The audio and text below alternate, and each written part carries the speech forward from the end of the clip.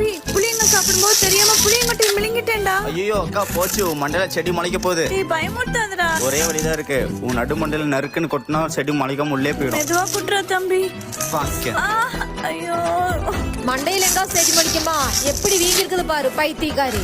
ஐ எனக்கு strawberry ice cream, உனக்கு வெறும் வெண்ணிலா தானா? ஆமாண்டா. ஏய் ஸ்ட்ராபெரி கொஞ்சம் தாடா, உனக்கு நான் வெண்ணிலா தர்றேன். ஆனா ஸ்ட்ராபெரி ரொம்ப பெருசு, நான் உனக்கு இதுல 1 ஸ்பூன் தந்தா அதுல இருந்து நீ எனக்கு 2 ஸ்பூன் தரணும். தர்றேன். என்ன இவ்வளவு மக்கா இருக்கா? சூப்பர். நல்லா இருக்கா? சரி கொடு. இது என்ன ஐஸ்கிரீம் சாப்பிட்ட மாதிரியே இல்ல? ஒருவேளை நம்மளை ஏமாத்திட்டானா? ஐயோ அக்கா அக்கா, என்னடா? வர வழியில பாம்பு பாத்துட்டாங்க, அது என்ன படம் எடுத்துருச்சு. அக்கா காப்பாத்துக்கா, அது என்ன பழி வாங்கிட போகுது. நான் சொல்ற மாதிரி கேளு, இங்க வா. அக்கா இந்த மாதிரி ஆடினா போதுமா பாரு. டேய் நடு வீட்டுல எதுக்குடா பைத்தியக்கார மாதிரி ஆடிட்டு இருக்கேன்? படம் எடுத்துருச்சுப்பா. பாம்பு எங்காவது படம் எடுக்க மாடா மடையா.